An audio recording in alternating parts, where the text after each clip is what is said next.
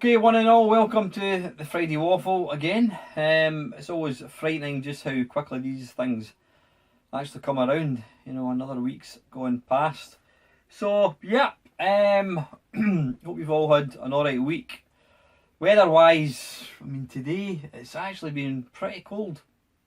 We've had a nice spell of weather, probably for a couple of weeks, but I says the last couple of days, well, in fact, yesterday was really nice. What am I talking about? But tonight it's been cold. It's been overcast all day, and I'm not long back for taking the dogs out, and it's actually quite cold. So yeah. Anyway, should stop moaning about the weather, but that's what us Brits do. So yeah, I trust you've all had an alright week. I've been busy as usual with work. What have I been doing? I was at the computer club on Tuesday. Really good night. Some of the guys, they wanted to play online games. Is it Unreal Tournament, Doom 3, all these games. Quake 3, sorry, not Doom 3, Quake 3. So they all took along their laptops and whatnot. I've got to say, I didn't play any of them. I've got no interest in online gaming. I don't know what it is. I don't know why. I think possibly it's because I'm not very good. And the odd time that I did play, you know, Quake 3 online, I would literally last 10 seconds. And it just got to a point, I just got pissed off with it. I just got completely fed up with it. Because at the end of the day, if you're doing anything and you're absolutely rubbish at it, then you get fed up. And the thing is, it's not like, you know, playing with people you know, so they might say, well, this guy's not very good, I'll take it easy. You're playing against probably kids, you're playing against people who've probably been playing that non-stop for like 2 years, and you just don't stand a chance. So I've never ever been into sort of, not online gaming so much, multiplayer things like Quake and that kind of stuff. I don't know what it is. Saying that, I mean, obviously I know all the guys that were playing, but I had no interest. So needless to say, I didn't have a single shot. But what I did, I spent most of my night playing, and it's something I own. So you're thinking, what's the point of that? But it was, I took along my Neo Geo MVS, and that's been the first really good sort of workout I've given it. I mean, it was getting used for like three and a half hours. Really enjoyed it. I mean, me and a few of the guys were playing, what were we playing? Neo Turf Masters golf game. It's such a good multiple player game. The thing about the Neo Geo is, you know, the games were written for the arcade, so they had to have that initial, you know, they had to hook you in really quick and drag you in to make you want to play it. It sounds stupid, but like, the games are so arcadey, and it's because they were obviously written for the arcade market. But great fun. I says Neo Tough Masters, playing a bit of Metal Slug, excuse me, multiple player as well. Really good, great fun. So that was my computer club. On Wednesday I was at my guitar club again. It's one of these things, I think I'm getting better, but I'm sure if you were to blank out everybody else and just listen to me playing, I would probably sound awful and out of tune. But you know what? I'm starting to kind of the delay between switching chords is getting slightly less. It's still way too much for, you know, playing a guitar properly. The problem I've got is I can keep up until you change a chord, and then you just completely lose your place. But I'm really enjoying it, I need to actually have another shot at Rock Band. I bought Rock Band, 2 months ago? Played it once, so I really need to start playing that more often. And the rest of this week, not a great deal. No, last weekend was a bit of a washout. I ended up, Saturday, I was in the garden, excuse me a wee second. I was in the garden painting the fence, painting my garden seat. And then Sunday, I was planning to go out for a decent run. But then my father-in-law phoned to say that he could come through and start decorating my daughter's bedroom that day. So that was Sunday, completely scuppered. Spent the whole of Sunday practically dismantling my daughter's room, scraping off paper, tidying up, going building shelves and bloody old God knows what else. So yeah, the weekend, I wouldn't say it was a loss, but it was like a working weekend. So I'm hoping to have a more relaxing weekend the next couple of days. Tomorrow I'm away off. One of my mates is across from Seattle in the States. He flew in. He flew in this morning actually. So I'm meeting him, his brother, and my mate Tommy, and we're going to go into Edinburgh for a run in the hills. So that's my weekend. So anyway, listen, I should warn you that this waffle could run on quite a bit. I've got quite a lot of questions, and I've also got a few bits and pieces I want to talk about very, very briefly. Now, one of my subscribers, one of the guys, Craig Wilson, Craig mentioned a thing about, is it wrong, excuse me, just to play a game to enjoy it, or should you really try and complete 100% of it? I mean, if you don't complete a game 100%, is it a waste of money? Now, most modern games, from what I gather, I mean, I'm not a big modern games fan, as you know. You know, I think Craig was talking about Skyrim. I mentioned Skyrim in a video. It was a VR response I actually did to one of the guys. And what Craig was saying is Skyrim, he said, you can literally, I think he said he's something like 150 hours into the game, and he's nowhere near to completing the game. What he said was you can actually complete the game. He didn't say how long it would take, but he said you can complete the game fairly quickly.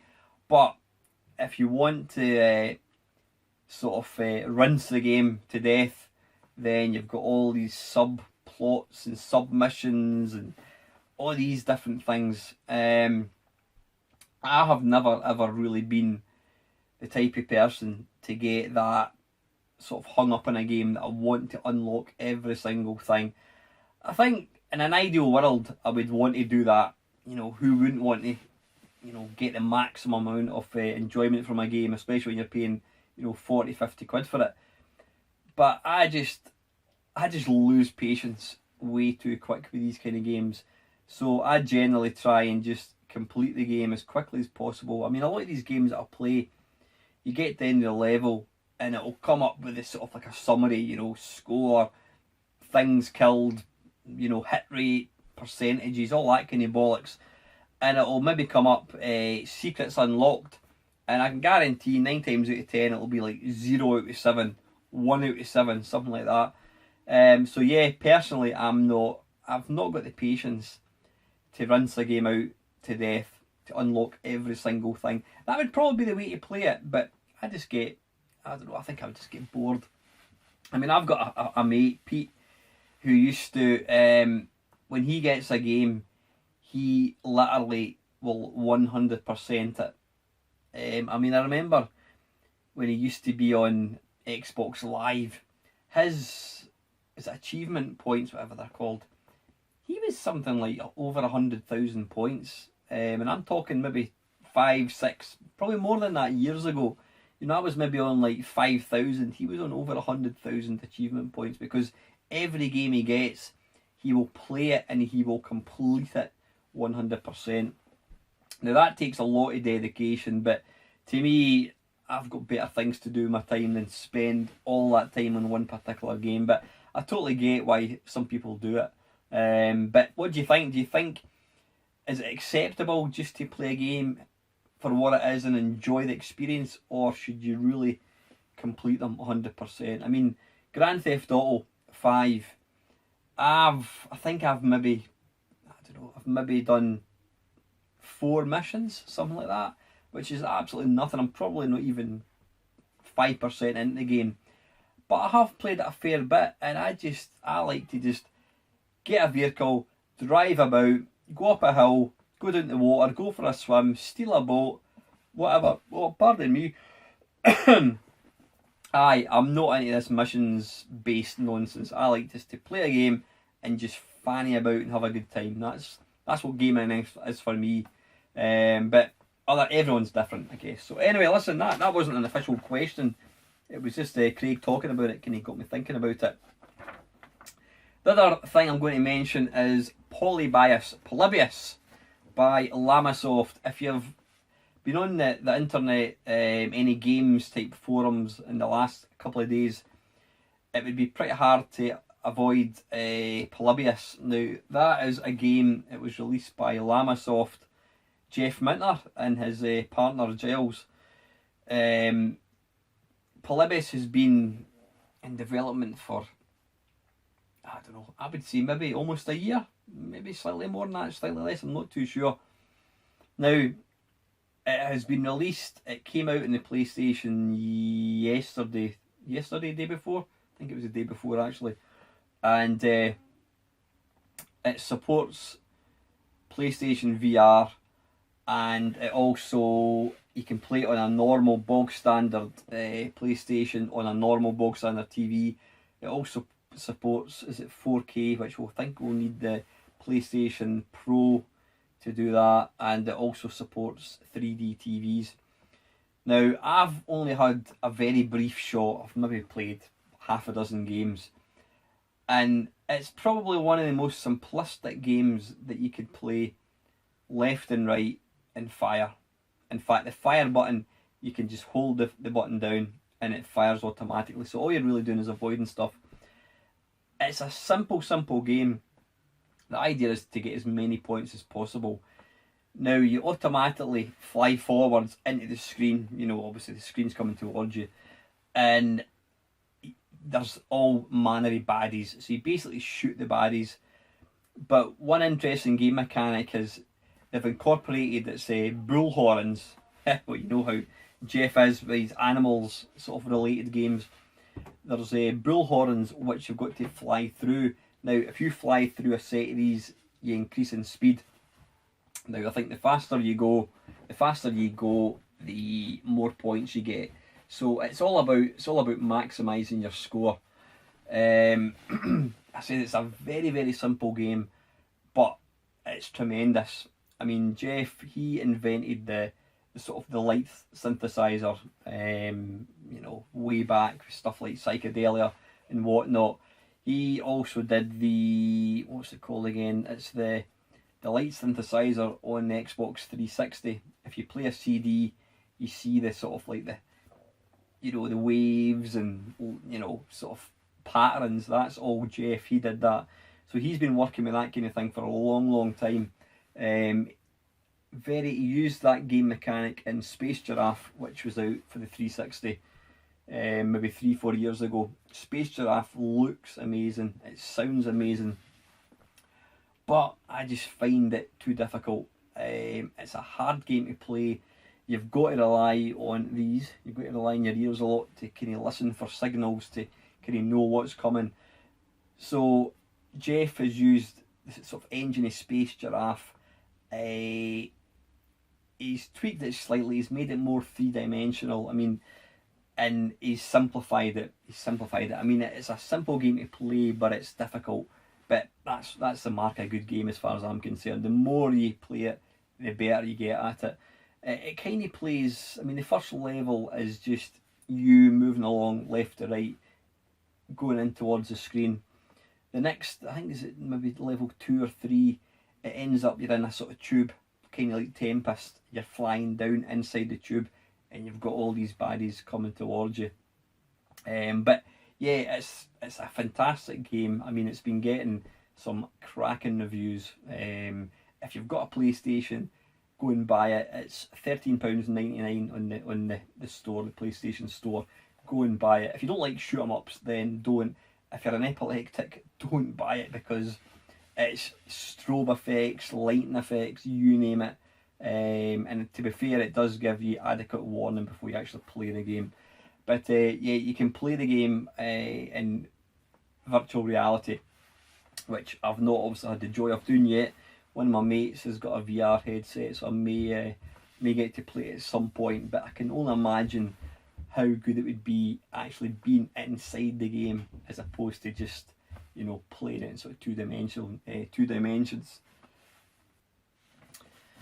Now, talking about PlayStation VR,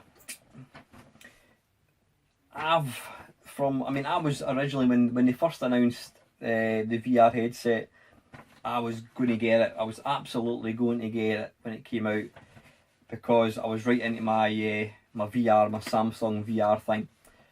However, by the time it did come out, the novelty of VR had kind of worn off me a wee bit. So I didn't bother getting the PlayStation VR. Excuse me.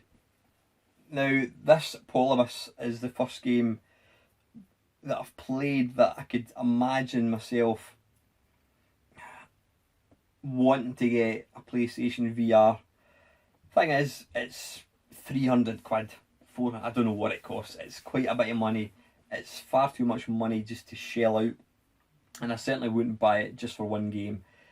Because, you know, once you get fed up with the game, whatever, it could technically become something you don't use. But it got me thinking, and I actually Googled it. I was wondering, you know, what are your thoughts? Do you think that the PlayStation VR is going to become obsolete? I mean, when I Googled it, apparently there's two completely contrasting opinions about it. Now, apparently these opinions are coming from Sony staff, an insider within Sony. The first train of thought is it's dead, that Sony have got it out there, they're no longer interested in supporting it, and it's going to go the way of the Kinect. In other words, it's going to become something that there'll be no support for, and ultimately it's going to become just an expensive doorstop, unless you're quite happy just to play the games you've got for it. But I don't think there's that many games out at the moment. I might be talking absolute shite, but however, the other train of thought is Sony are just about to start launching a lot more games for it, so there's going to be a lot more software support, which, if it's true, would be fantastic. I mean, I may contemplate getting one if there's a lot more games starting to come out. Now, these two differing opinions apparently are from reliable sources. Now, obviously, two of them can't be true. It's either going to become a huge flop or it's going to just take off. I'd love to think it's going to be the latter, because, you know, I think VR is an excellent thing. But I won't be buying one just to play Polybius.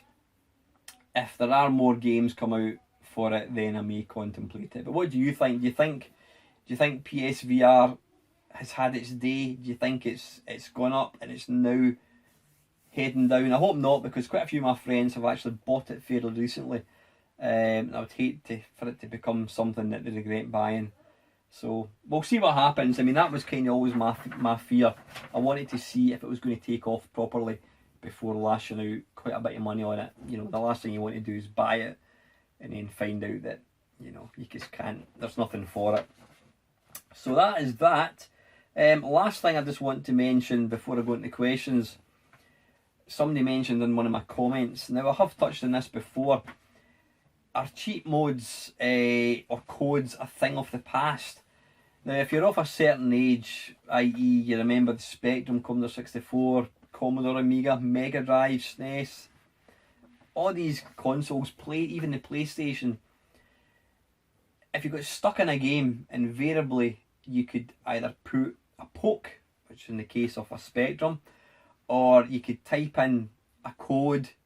You know, some games you could use a keyboard, type in a code, or else there's the famous, is it Konami cheat mode, which I'm sure it's Konami, and it was something like you use a gamepad on like a Mega Drive, up, down, down, left, right, start, select, something like that. So most games did have a cheat mode built in. I said even the PlayStation had a lot of games had cheat modes, but it's something that just seems to completely not exist anymore. If you type in, I mean, I'll be honest, some of the games like Resident Evil 4, I'm just pants at it because of lack of ammo and that kind of stuff. So I would love to be able to just like have infinite ammo, just make the game that wee bit easier. But if you try and Google a cheat mode, the only sort of cheat modes you get is excuse me, is you've got to complete the game first. Then it will unlock certain features. There doesn't appear to be any way of, like, you know, typing a code in using a gamepad or whatever it is. Why is that? If anything, you know, you'd think that the developers would want to put these in, because if you're like me and you're struggling to play a game, I could bang in a cheat mode, infinite ammo, invulnerability, whatever. I mean, sometimes cheat modes can really enhance the game.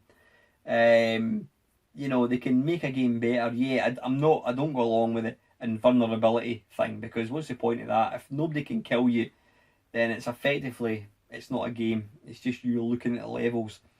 But something like infinite ammo is great, because you can go in, you can play the game, you can really enjoy it without worrying about ammunition. So having something like that in a game, I think would be excellent. So it would let people like myself, who are rubbish at games, complete the game, and therefore probably want to go out and buy a new game. So when you think about it from a developer's point of view, it would actually make a lot of sense if they built in cheat modes into games. If there's anybody that is watching this video that is involved in the games industry, I would be really interested to know, is there a reason why sort of this generation, I think even probably the Xbox 360 and the PlayStation 3, is there a reason why these games don't have cheat modes anymore? Why is that? You know, I mean, I've got loads of games that I've played so far, get to a bit, and I just keep dying continually, and it gets to the point I just get bored and I won't play it again. And I would love to be able to just stick on infinite ammo or whatever and just get past that level and move on. But like I says, it just doesn't, games just don't seem to have that anymore.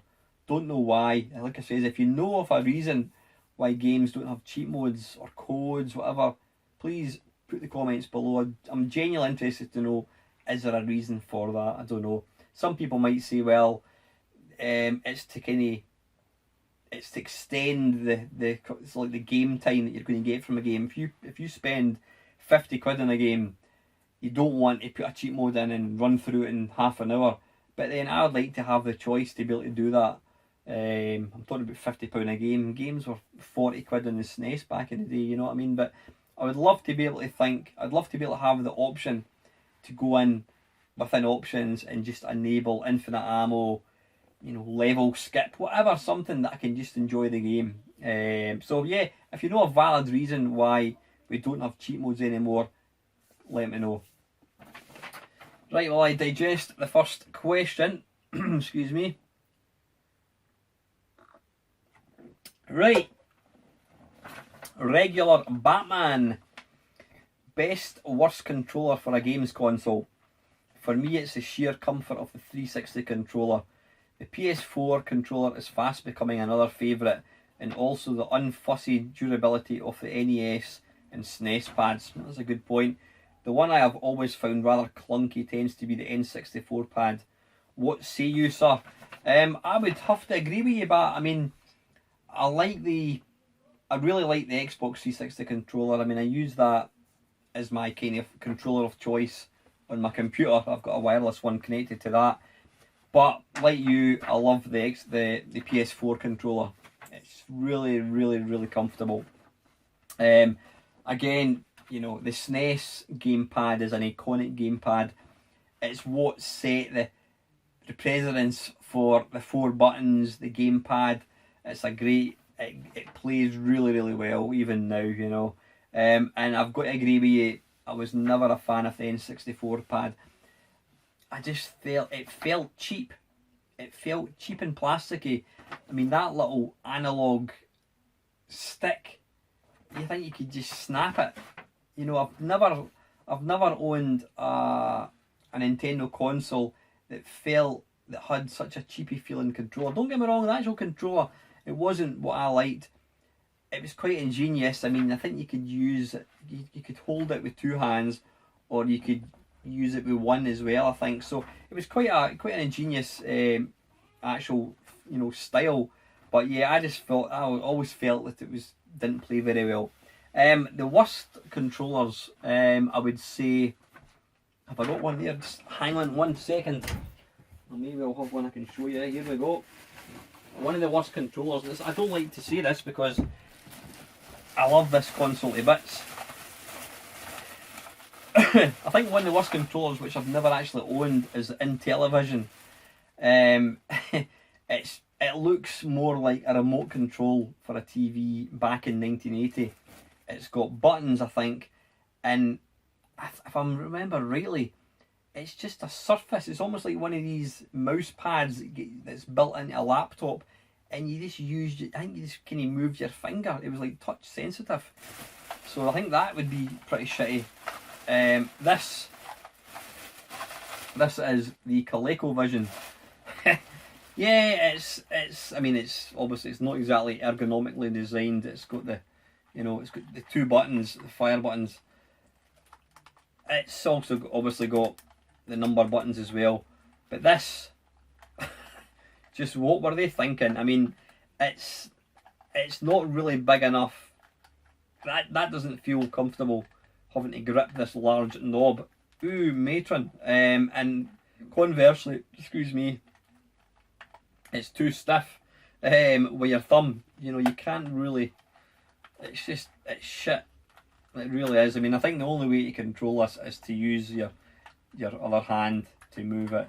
If they'd made it longer and narrower, like a joystick, then you might have stood half a chance. Excuse me, I've just had my dinner and I'm burping away here. But yeah, that is a pretty diabolical games thing. The other controller, which I can't remember offhand, was for the Atari 7800, I think it is. Was it the controller that was released in the UK only? It looked like, I'll see if I can put a link to it up there. It looked kind of like a gear stick, but that was actually the controller. I have got one in my loft, but I can't even ask going up to get it. But yeah, I would say that the ColecoVision is shite. So anyway, thank you very much, Bat, for the question. Right, moving on down the rabbit hole, Kev. Hi Alan, a question for the Friday Waffle. I've hit a snag in getting that Sega Saturn emulator running on my phone. I need a controller because using the touchscreen just doesn't work well. Do you have any Bluetooth controller for Android you can recommend? Firstly, Kev, yeah, you know what, that's why I really don't play emulators on my phone, because touch controls, they just don't work. They absolutely don't work. Yeah, the buttons are fine, but for the precise movement, I just avoid them like the plague. Now, Android wise, I have indeed got a controller, and I bought this for my Samsung for the PVSR. It's by, I don't know if you can see that, you probably can. It's a Mad Catz, which is quite a well-known make. It feels very much like the Xbox 360 controller. It's reassuringly heavy. It's obviously got triggers, thumbs or shoulder buttons, as they call that. You've also got pause, I don't know what that's for, gamepad, start, select, the 4 buttons, and it's got 2 really nice analog sticks. So that is Mad Catz, and what is it actually called? Model, bloody hell, 32266.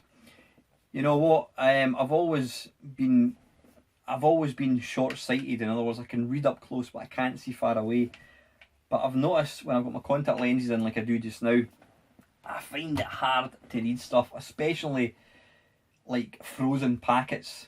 You're trying to look at to see how long to put it in the oven for, and you're like that. So I had to bite the bullet. There they are up there, and get myself a pair of reading glasses. Yeah, I look really yeah. But you know what? What a difference. I can actually now read stuff. I mean, if I take my lenses out, I can read stuff. I can read really wee writing. But when I've got my lenses in, which give me obviously distance views, I need to wear them. But they were £10 out of Asda. So, delighted with them. Yeah, I always thought that I was never going to need reading glasses. But there you go. Old age does not come itself. So yeah, anyway, Kev, Mad Catz controller. There's probably other ones out there, mate, but I find that excellent, really good. Secondly, on the subject of emulators, there are a few for the Sega Model 3 hardware for games like Star Wars Arcade Trilogy, but they all seem to have compatibility issues, so I have never got one up and running. Have you? Can you recommend one? I tried Super Model. I have managed to get one running, Kev. What I'll do is, after I finish this waffle, I'll go downstairs and give it a go. I did get that one running, but I find that I've got Windows 10. I find that a lot of emulators don't like Windows 10. There's incompatibility. They don't really run properly. But I'll give it a go. It might be worthwhile trying to run it in compatibility modes. I don't know what Windows version of Windows you're on, but I'll give it a go. I do have one on my computer. I'll give it a go and I'll let you know if I can get it running. Thirdly, in a month's time, I will be attending a big pinball show in Seattle, and Nolan Bushnell is going to be there. Wow. I'm thinking of questions I might ask. What would you ask him if you could? Whoa, what would I ask Nolan? I mean, there's always questions like, do you ever think that when you created Pong, I think he didn't create it, but he basically made it to the masses. Did you ever think it would turn into the industry it's become? I don't know what I would ask him. I don't know, what was it like working for Atari? Was it all about sex, drugs and rock and roll and pot? I think that's pretty much what it sounds like. I don't know, yeah, you're a lucky man, Kev, getting to see him. You might need to get him to sign your computer space. Did he not do computer space? Did he? I think he did. Did he? Yeah, it was Nolan Bushnell that did computer space, so take your take your computer space along, get them to sign it, and then it'll just, the value will just go woof right through the roof. And finally, I think it is, yep. How do you define a brawler? I was listening to a podcast where someone said Golden Axe is not a brawler because you use weapons, but I would say that game is a brawler, wouldn't you? Or is it hack and slash? What's the difference? Nah, afraid I would have to side with the guys in the podcast, Kev.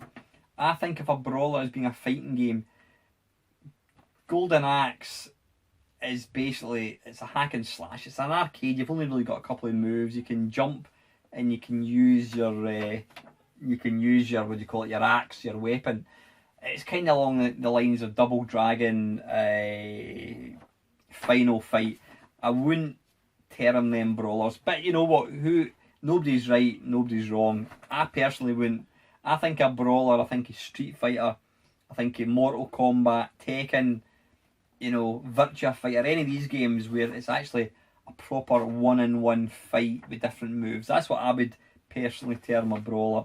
But again, who's right? Nobody's wrong. Right, next question. Thanks for the questions, Kev. Always appreciate them, mate. Next one, Pure Socks 333. Do you have an opinion on viewers mirroring your videos? I am not sure how beneficial it would be or if it would assist exposure, or would you feel territorial about monetizing it, etc. I'm not sure that the subject is something that people would mirror or not, like say truer channels would tend to do so. I mean, see your interviews with some of the people, for example Dominic Diamond, would be something which someone may consider mirroring. I think by putting loads of linking words in your description collects loads of search results. People manipulate these to hook people who are not from the retro scene. Yeah, I'm not 100% sure what you're actually asking. So yeah, as far as when you say mirroring, is that people basically using my videos in their own videos? Is that what mirroring means? I would imagine that's what it is. I don't monetize videos, so I'm not losing out. I wouldn't have an issue if someone was to ask me if they could use, feature a bit of my video or the whole video, as long as they asked me, and B, they gave, in fact, the ABC, B, they gave me my credit, i.e. this is a Mainmeister video, and C, they don't try and claim it for themselves. I would need to get the recognition for it because it's my video, and I wouldn't want anyone making money off it, because I don't make money out of them, and I wouldn't want anyone else to make money. So yeah, I don't think it's ever happened. Not that, I mean, how would you know that? I can't say I've ever. I mean, I put my hand up. I will on occasions, when I'm doing maybe like an Arcade Perfect My Arse, if I can't get a particular game to work, I'll always try and play it myself. But if I can't get a particular game to work, rather than, or a particular version of a game, rather than leave the game out, I'll go into YouTube and I'll see if somebody else has got it, and I'll just feature that, and I'll always put in the credits, you know, thanks to blah blah blah, and I'll put a link to the video. You know, but I'm not aware if anyone mirroring my videos. I can't think why they'd want to do that, but anyway, another good question.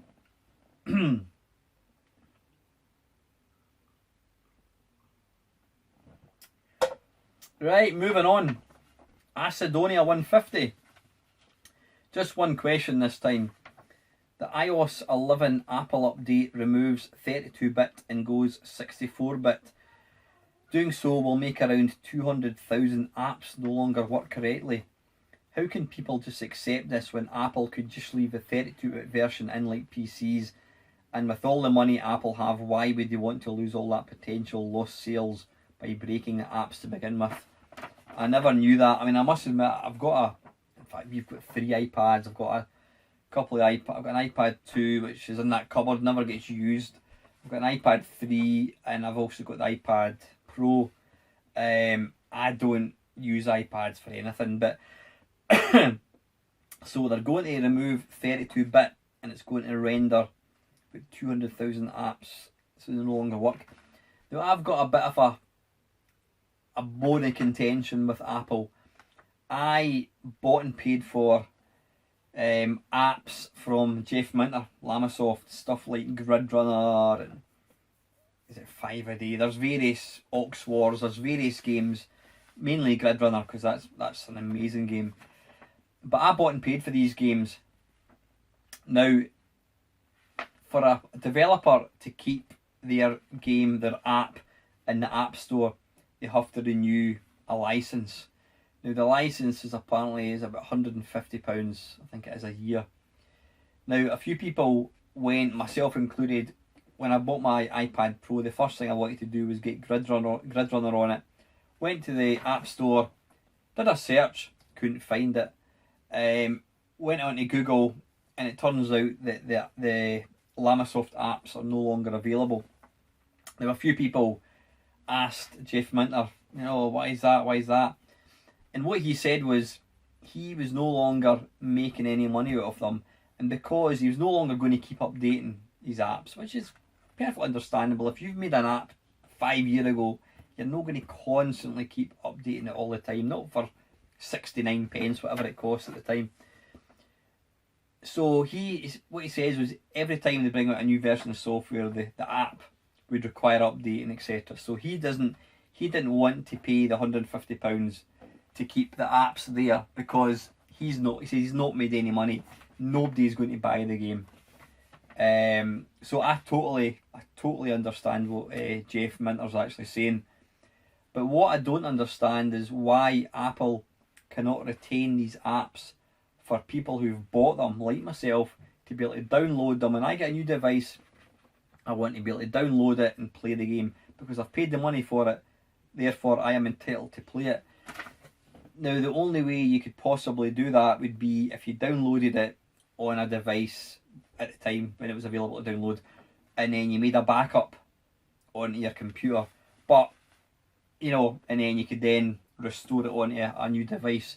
I didn't do that, but I shouldn't. It's not my fault that I didn't back these apps up, because I've paid for them. I've paid for them with proper money, and I expect to be able to get access to them. So I'm really not happy the fact that Apple do that they will remove, just because the developer no longer wants to sell it. It then means that those people who've actually bought the app can no longer access it, which I think is bullshit. And you know, that I think this is just an indication. I'm a massive Apple fan. I mean, I've got a Samsung Galaxy phone there right enough, but I've bought Apple for years. lots of stuff. I said I've got 3 iPads, I've had iPhones, my wife's got an iPhone, my daughter's got an iPhone. The stuff is expensive, but it's bloody brilliant. It does exactly what you want it to do with minimum fuss. But I sometimes think to myself that Apple, they're such a massive, massive company. They're just huge that I think they're almost too big for your boots. That was a phrase my mum used to use quite a bit. Oh, you're getting too big for your boots, my lad. I think that's possibly a phrase you could apply for Apple. And it's disappointing because people will say to me, you must be a mug buying an iPhone or what do you call it, an iPad. But I've always I've always made my my love for Apple known, because Apple's customer care is second to none. You know, I bought a second-hand iPad 3-4 years ago, second-hand, no receipt, nothing at all, and I had it for maybe 6 months, and then the charger port stopped working, so I took it into Apple, and the guy had a play about with it, and he says, nah, he says, that's knackered, and he said, is a new iPad okay? And I'm like, a new one? Yeah, is that okay? I'm like, yeah. And he gave me a brand new iPad. He took my old one away and gave me a brand new one. Didn't charge me a penny. Now, I know that's not always the case, but I've always trumpeted Apple's customer care, but I just think that's a bit disappointing, because there are some apps, I've had apps that, I mean, the best example is the SID player, plays Commodore 64 music. I bought that, again it wasn't much money, and you can no longer get it. So it's a shame that they don't keep apps on the store, and that goes for this. If they're going to lose 200,000 apps, don't know about that. I'm not too happy. But anyway, listen, thank you very much for your question, mate. Right, Hardcore 8 UK. Brian, thank you, Brian. Now there are, sorry, let me just start again. Now are there games out there, past or present, that require you to learn and put some time in to fully play the game and get the best fun out of it, that you'd love to have a go at but haven't found the time? Games that I would like to be good at, I suppose, it isn't even modern games, Brian, as I've mentioned quite a few times. Beat 'em ups. I mean, at the computer club we were playing, there's a plethora of beat 'em ups on the Neo Geo. I mean, it's probably the most common game. Your King of Fighters, your Last Blades, or whatever it is. And we were just, me and one of my mates were just mashing the buttons, and I think I won. You know, it was pure luck. I would love to be able to play a beat 'em up. I'd love to have the time and just spend getting good at a game. But again, I've got the attention span of a gnat, so I tend to kind of get bored very, very quickly. But I'd love to be good at beat 'em ups. Could you name any other styles of games that fascinate you, but are the type that you need to learn and put some time into? Yep, doesn't have to be a game where it demands all your 3 hours to get anyway. Games that you could play an hour at a time. A game like XCOM, nothing too frantic. A game of strategic planning, a game for the mind, so to speak, instead of hand-eye coordination and quick reflexes. Never tried XCOM actually, Brian. I need to give that a go. I keep saying I'll need to give this a go, and I know I probably won't, because I've just got so much other stuff that I want to do. But you know what, I mean, I've got games, you know, on my big name cab. Berserk, Robotron, Defender.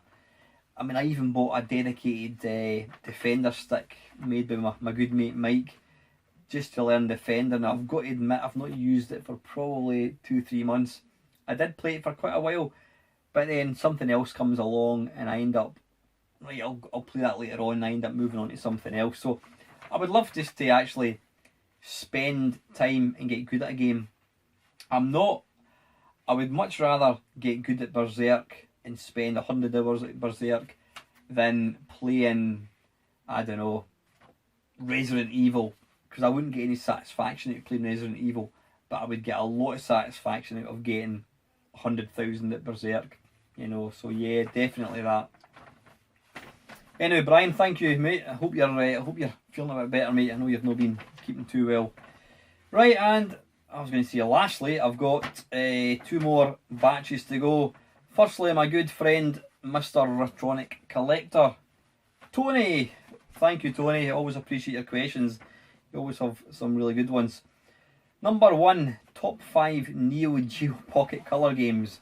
That's if you have a Neo Geo Pocket. You're certainly specific in your questions, Tony. Now, I did own a Neo Geo Pocket, and I sold it. And the reason I sold it, A, I needed the money, but B, it's not backlit. And I found that, like most of these games that are not backlit, or consoles that are not backlit, it's quite difficult to see the screen. You don't, even though it's colour, you don't really get to get the full kind of experience because it's not backlit. So I sold it. In some ways, I kind of regret selling it. It's not something that I would ever play, but I like to have it. So I did sell it. As far as my best games, you know what I'm going to do, Tony? I'm going to give you my 5 favourite Neo Geo games, because they're the games I've actually been playing. And at the end of the day, I think every Neo Geo Pocket game, my 5 favourite games I would guarantee are probably released on the Neo Geo Pocket.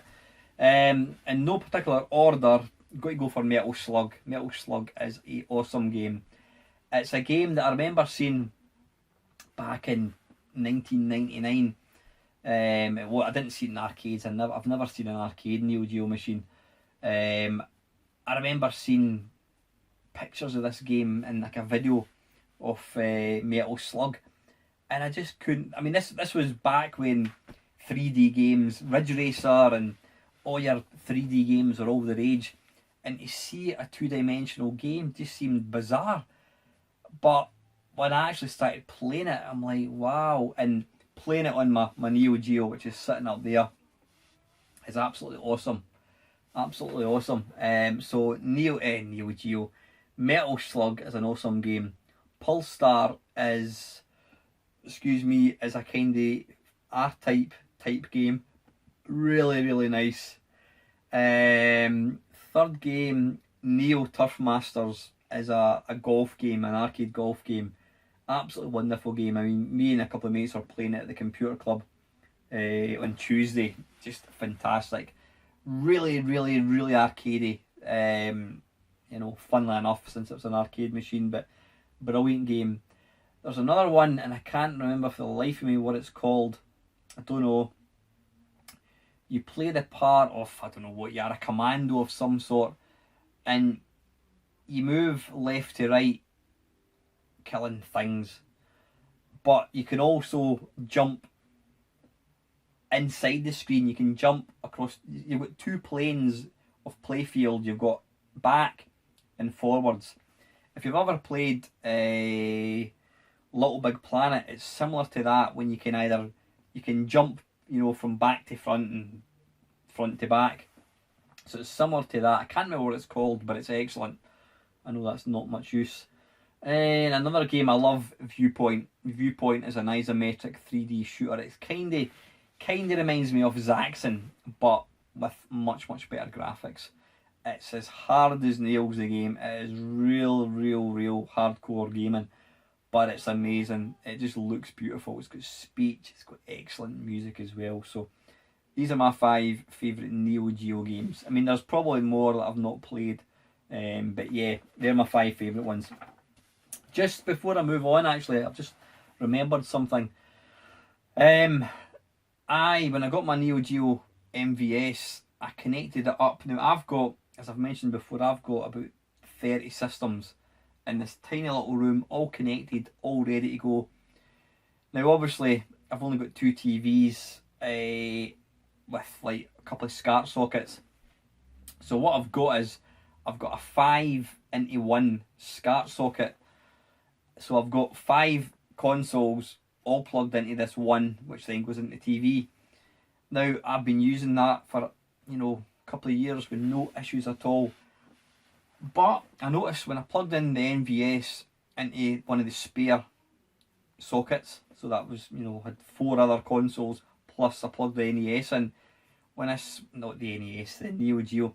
When I switched the Neo Geo on, the light on my PC Engine came on. And I'm like, what the hell's going on here? So I switched off the Neo Geo, and the light on the PC Engine went off. Switched it on again. The Neo Geo, the PC Engine light came on again. And I'm like, I don't understand what's going on here. So I switched it off again, pulled out the power to the PC Engine, switched the Neo Geo on, and the light came on the PC Engine again. So what was happening was, there was obviously a current was coming from the Neo Geo SCART through into the 5-in-1, and then it was passing back out along the SCART socket into the PC Engine. So I unplugged it, plugged the Neo Geo into a different TV, didn't think any more about it. Then I just thought to myself, I just want to double check the PC Engine's okay. Switched it on, nothing. Absolutely nothing. So I gave it to my mate Mike, he's got his own computer repair shop. He's excellent with electronics. He opened it up, and he says there was a slight whiff of burning. He seems to think that the power has gone from the Neo Geo SCART through the socket back into the PC Engine, and it's blown the RGB mod. So I've now not got a PC Engine. Well, that's not entirely true. I bought Mike had a spare one which he sold to me for a really good price. So I'm going to have to put my broken one up. I'm just going to put it up for spares. With any luck, I'll get back what I paid for the Mike's one. But I've never ever heard of that. I've effectively blown up a PC Engine just by having the 2 SCART sockets in the same adapter. Now, it's not one of these adapters where you press the buttons. All 5 are plugged in all the time. I've never had any problems with that until now. So there you go. Just be warned, if you do happen to have a consoleized MVS Neo Geo, do not plug the SCART in with any other SCART systems, because you're liable to blow it up. So yeah. So number 2, what did you think of the original Ghostbusters film starring Bill Murray, Dan Aykroyd, etc.? And also, did you get the opportunity to see the new one? Now, like most people my age, Tony, Ghostbusters is an absolute iconic film. It takes me back to a happy time. Life in front of me, 17 years old, first girlfriend, wonderful, amazing time, not a care in the world. I mean, I was working at that point, but yeah, you were still living with mum and dad, and you didn't have a mortgage, nothing at all. Ghostbusters is an excellent film. I mean, the 80s was a great time for films. There's some amazing films, but anyway, I digress. Ghostbusters is a fantastic film. Now, not the second one, I mean, the new one that came out, I actually went to the pictures to see it with my daughter, and we both enjoyed it. Now, a few people that I know were saying, oh, it's absolutely diabolical, oh, I don't want to see it. And I said to them, oh, is it really that bad? And they're like, well, we've not actually seen it. And I'm thinking, well, how can you make a judgment about something when you haven't actually seen it? But they were adamant that they didn't want to go and see this film because it looked shite. Now, I'll be honest, I enjoyed it. Yeah, it's not going to have the same thing on the original. It's like was it Rogue Trooper? What was that new Star Wars film that came out? It was really good. Is it Star Wars? Is it hell? When somebody makes something that is so unique and original and fantastic, anybody else that then tries to replicate it, they're never ever going to outdo the original.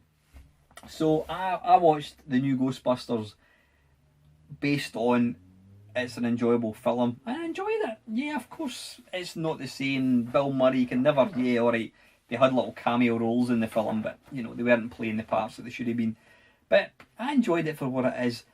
I was able to switch my brain off and just enjoy it as quite a good film. So when people say it's absolute bollocks, I would completely disagree with that. I enjoyed it. I enjoyed it. Yeah, there's bits that are a bit cringeworthy with the guy that plays Thor in the sort of Marvel comics, but you know what, I enjoyed it. I was entertained for an hour and a half, and that's all I'm expecting. It's not real life, and I think some people tend to forget that when they're thing films, you know, it's just to be entertained.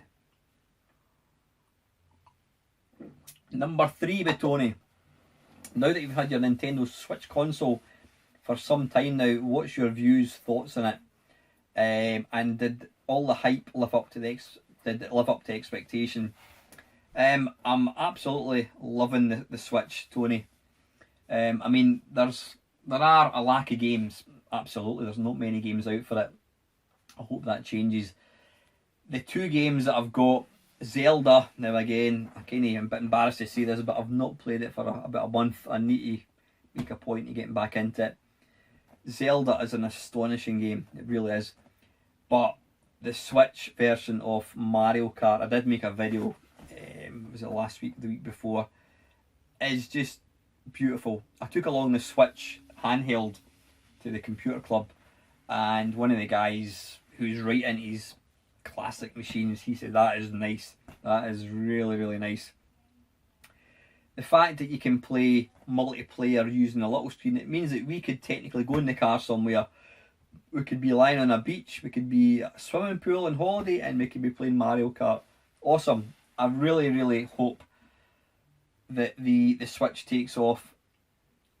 I'm not convinced it will, but who knows? I really do hope, because yeah, people were poo-pooing it. Oh, it's not as powerful as the Xbox 360 or whatever it is, the Xbox One.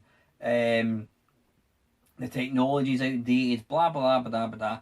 Who gives a shit? If the games are good, then it ticks all the boxes for me, and that's exactly what it does. Yeah, you know, you're not going to get... It's never going to look like it does on a PC or a PlayStation 4, but if third-party developers get behind it and they start producing... You know, I'm not a fan of Call of Duty, but can you imagine playing Call of Duty on that handheld? That would be amazing, because right now there's really not any big handhelds out. I mean, the 3DS, the games that they bring out are not big blockbusters. You don't get Call of Duty on the 3DS. Yeah, there's things like the Nvidia tablet, which allows you to kind of stream films, PC games onto it, but that's quite a minority. It's not a mainstream console. So the Switch has got an opportunity to do that, but for it to be able to become mainstream, they need to get other software companies in. You can't just rely on the, you know, your Zeldas, your Marios, your Donkey Kongs, all the usual stuff. Get Pikmin on it. Well, Mario, he's coming soon. It looks really nice. So yeah, don't have any regrets about buying it at all, Tony. Apparently you can't get it for love nor money at the moment, the actual machine, but I love it. Really good. You mentioned No Man's Sky in the last Friday Waffle. Did you ever play it, and if so, what's your views on it? I've never played it, Tony. Now, I was that close to buying it when it first came out, because I bought into the hype. It was the most amazing excuse me, sandbox game ever. So I was literally that close for buying it, but I just managed to not click buy. And then I left it a week, and then shortly after, the bad reviews started coming in, and I was thinking to myself, in fact, you know what it was? I'll tell you. What stopped me buying it was Chris Shanked, who's a fellow tuber. I was watching him, he was doing a live stream of the game, and I was watching him playing it, and I thought, that looks amazing. But then, as time went on, I started to realise, where's the game? Where's the actual game? Yeah, he's going about and he's mining whatever it is you mine. But I'm thinking, where's the baddies to shoot? Where's the enemies? And it just dawned on me, I thought, there's not actually a game in here. They've created this magical open landscape world, sandbox world, but they forgot to add the game in. And so I deliberately didn't buy it, and then very shortly after, the bad reviews came in. Apparently the game is a lot better now. You can get it for like, I think you can get it for about under a tenner on the PC or PlayStation 4. and I've kind of been tempted, but then it goes back to me thinking, well, there's no game in there, and again, it's one of these games I think to get anything out of it, you've got to play it for hours, and I know I simply won't have the time to play it. I won't. If I bought it, it would be a complete waste of time. So I've never played it, Tony, I've never played it. I've watched my mate playing it, I've watched Chris playing it, and I don't have any interest in getting it. Maybe if it comes down to like under £1, I'll buy it just to see what the fuss was about. But yeah, number 5, last one with Tony. Is there a game you would like to play a 10-minute mashup of on your channel that you haven't already done so? And if so, what game would it be and what computer format? Bloody hell, Tony, there's hundreds and hundreds of games. I mean, I tend to, as you know, obviously I'll play games that I actually own. I couldn't really. It'd be like asking me to who's my favourite child. You know, did I love my mum and dad? Did I love my mum more than my dad? It's not a question I could really answer, mate. I mean, there's so many, thousands and thousands of amazing games out there, mate. So I couldn't narrow it down just to one particular one. But listen, Tony, thank you very much for taking the time to ask these questions. I always do appreciate you doing so. And lastly, guys, Ian Hunter, in your opinion, which generation of consoles had the most significant improvement over its predecessor? In my humble opinion, Alan, I would say the PlayStation 3 was such a different beast to the PlayStation 2. I'd be very interested in your view. Now, I have spoke about this fairly recently. Which consoles? I would actually, if I was to go for modern consoles, modern being 20 years old, I would probably say the jump from the PlayStation to the PlayStation 2 was quite significant. I mean, if you look at something like Tomb Raider or even the early driving games on the PlayStation, the pop-up as it's coming towards you, the fog effects, the pop-ups, is very, very noticeable. Look at something like Tomb Raider on the PlayStation. It is block vision. It's like mega Lego build, blocky. It really is. But you look at a racer on the PlayStation 2, and you know, alright, if you played the PlayStation 2, PlayStation 3 and PlayStation 4 side by side, there would obviously be big differences. But I just think there was a big jump from the PlayStation to the PlayStation 2. Saying that, obviously the PlayStation 3, Xbox 360 were the first consoles that I'm aware of to do HD, so the games went crystal clear looking. But yeah, I would say the PlayStation to PlayStation 2 to me was the biggest jump. But if I was to go with my heart, I would say the jump between the Commodore 64 or the 8-bit computers to 16-bit. That was the biggest woe factor for me. You know, I'd had my C64 for what, I don't know, maybe 5-6 years, maybe not quite as much as that. Yeah, maybe 4 years I think it was. And going from an 8-colour Commodore 64 with blocky graphics and suddenly getting to play a game like Arkanoid on Atari ST just looked incredible. You know, it really did. And then Shadow of the Beast, which is a crap game by the way in my opinion, but the graphics were like, wow, look at them, incredible. You know, the sound, it was like digitized, almost got my tongue there, ouch, digitized sound, it just looked incredible. So yeah, that was probably the biggest wow factor for me, going from 8-bit to 16-bit. But as far as more modern consoles go, I would say the PlayStation to the PlayStation 2 era was the big one. The graphics were very blocky looking. It was first generation blocky vision, and then I think the PlayStation 2 took it on so much further. But anyway, listen Ian, thank you very, very much for your question. So thank you to everybody that's taking time to ask questions.